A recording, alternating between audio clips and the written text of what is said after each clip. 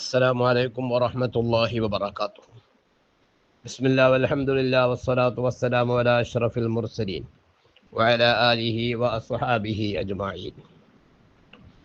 ഉളഹിയത്ത് അറക്കപ്പെടുന്ന മൃഗം അത് എങ്ങനത്തേതായിരിക്കണം? വെളുത്തതാണോ, കറുത്തതാണോ, ചുമന്നതാണോ, തടിച്ചതാണോ, മെലിഞ്ഞതാണോ എന്നതിനെ സംബന്ധിച്ച് ബഹുമാനപ്പെട്ട തഴവ ഉസ്താദ് പാടുന്നു.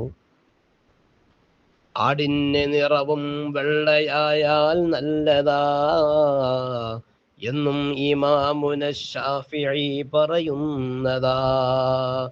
മുഅല്ലിമുൽ അൽബാബു 2 വന്നതാ, 259 കാണുന്നതാ. വെള്ള നിറത്തിലുള്ള ആട് അതാണ് ഏറ്റവും നല്ലത്.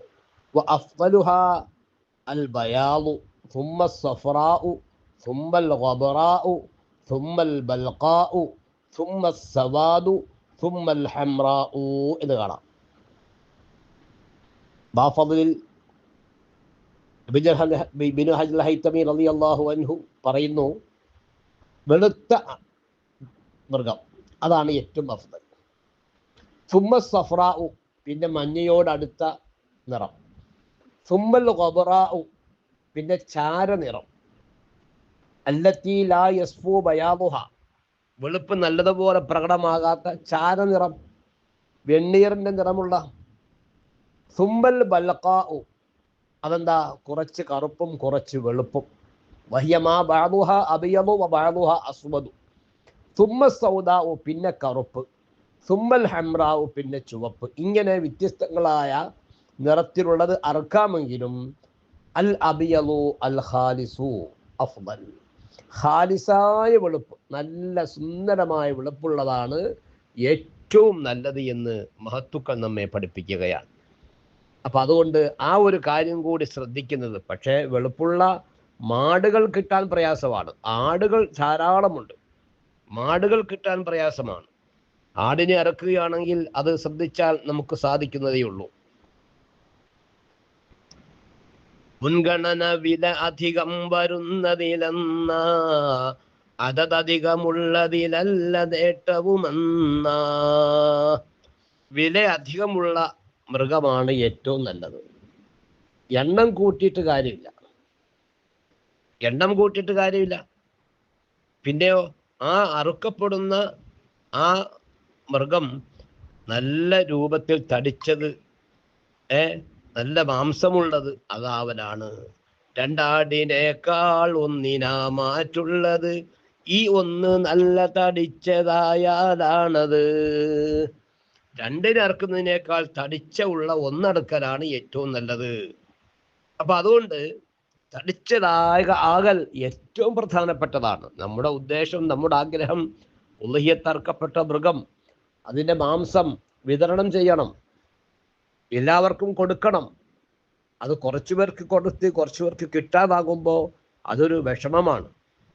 അതുകൊണ്ട് നമ്മൾ ഉദ്ദേശിക്കുന്ന വ്യക്തികൾക്ക് മുഴുവനും, വീടുകൾക്ക് മുഴുവനും അത് വിതരണം ചെയ്യണം. അതുകൊണ്ട് മാംസം കൂടുതൽ വേണം. മെലിഞ്ഞതാകാൻ പാടില്ല, തടിച്ചതാകണം. മെലിഞ്ഞ 2 മൃഗത്തെ അറുക്കുന്നതിനേക്കാൾ നല്ലത് മെലിയാത്ത തടിച്ച ഒന്നിനെ അറുക്കലാണ്. അങ്ങനെയാ 7 ആള് ഒന്നിൽ ഉളഹിയത്ത് നടത്തലും മതിയാകുമെന്ന ഒട്ടകം പശു പോത്തിലും. ഒട്ടകം എന്ന് പറയുമ്പോൾ ആണായാലും പെണ്ണായാലും പെടും. പശു ആകുമ്പോൾ കാളയും പശുവും പെടും. പോത്താകുമ്പോൾ പോത്തും എരുമയും പെടും. പക്ഷെ അവിടെ നേരത്തെ നമ്മൾ പറഞ്ഞു ആണാണ് ഏറ്റവും അഫ്ളല്, അതിൻ്റെ ലഹമിന് അത്യബാണെന്ന് പറഞ്ഞു. അപ്പോൾ ഈ പറയപ്പെട്ട മൃഗങ്ങൾക്ക് ഷെയർ കൂടാ. വഹാദിഹിൽ അൻവാഉ അഫ്ളലുഹാ ലിത്തഹദിയത്തി ബിഹി അൽ ബദനത്തു സുമ്മൽ ബഖറത്തു സുമ്മൽ ലഇനു. ഒട്ടകം, പശു, ആട്, ഇങ്ങനെയാണ്. അത് പറയാൻ കാരണം ഒരു ഹദീസാണ് തെളിവ്. എന്താ തെളിവ്? മൻ ഇഖ്തസല യൗമൽ ജുമുഅത്തി സുമ്മ റാഹ ഫി സഅത്തിൽ ഊലാ ഫകഅന്നമാ ഖറബ ബദനതൻ. ഒരു ബദനത്തെ കൊടുത്തതുപോലെയാണ് ജുമാ നിസ്കരിക്കാൻ ആദ്യമേ രാവിലെ പോയാൽ അവിടെ ബദനത്താണ് ആദ്യം കിട്ടുന്നത്. ثم راح في الساعة الثانية فكأنما قرب بقرة.